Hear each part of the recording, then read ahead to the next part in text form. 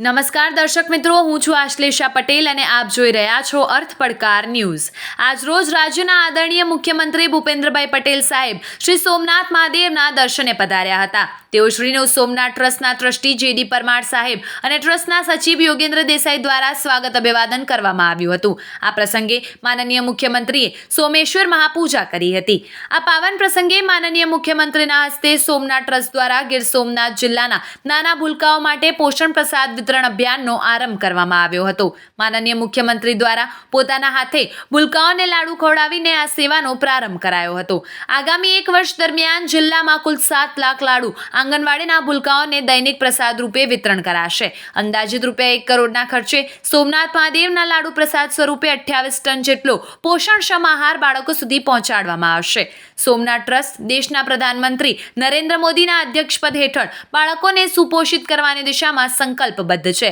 Trust દ્વારા પોષણ પ્રસાદ વિતરણમાં ગીર સોમનાથ જિલ્લાના 6 તાલુકાના 8 આંગણવાડી ઘટકોની 1200થી વધુ આંગણવાડીઓમાં બાળક બાળકીઓને નિયમિત રીતે સુપોષણયુક્ત આહાર સ્વરૂપે મહાદેવનો પ્રસાદ પહોંચાડવામાં આવશે।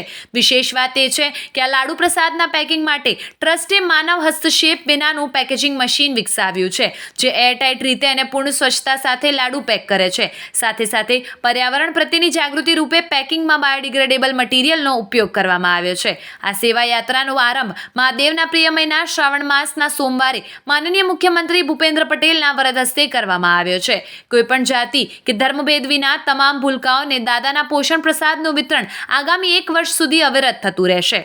નાના ભૂલકાઓ સોમનાથ દાદાના વિશેષ પ્રિય છે અને ટ્રસ્ટના આદરણીય અધ્યક્ષ દેશના શ્રી વડાપ્રધાન નરેન્દ્ર મોદી સાહેબ બાળકોના સુપોષણને હંમેશા પ્રાથમિકતા આપતા હોય છે।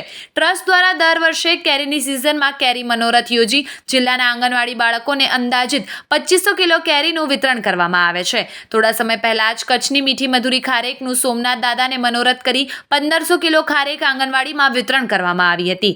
વિશેષ રૂપે ગીર સોમનાથની આંગણવાડીઓમાં ટ્રસ્ટ દ્વારા દૈનિક 50 ગ્રામ મગફળી અને ગોળની ચીક્કી પોષણ આહાર સ્વરૂપે 1 વર્ષ સુધી વિતરણ કરવામાં આવેલ।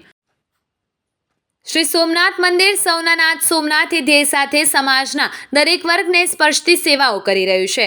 સોમનાથ મહાદેવને અર્પિત પિતાંબર તથા માતા પાર્વતીને અર્પિત સાડીઓ વસ્ત્ર પ્રસાદ સ્વરૂપે છેલ્લા 2 વર્ષમાં 17,000થી વધુ જરૂરિયાતમંદોને પહોંચાડવામાં આવેલ છે। પ્રતિમાસ દાંત રોગ નિદાન કેમ્પ, કૃત્રિમ અંગ વિતરણ, ફિઝિયોથેરાપી સેવા, સ્વર્ગ રોગ નિદાન કેમ્પ પ્રતિવર્ષ હજારો લોકોને લાભ મળે છે।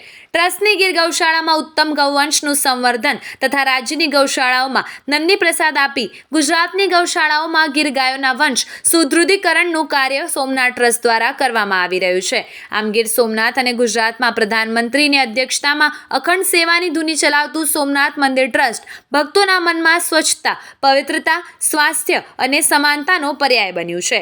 આવા જ અવનવા સમાચારો માટે જોતા રહો અર્થ પડકાર ન્યૂઝ। રિપોર્ટર ભરતસિંહ જાદવ, ગીર સોમનાથ। જોતા રહો અર્થ પડકાર ન્યૂઝ અને અમારી ચેનલને લાઇક, શેર અને સબસ્ક્રાઇબ કરવાનું ભૂલશો નહીં।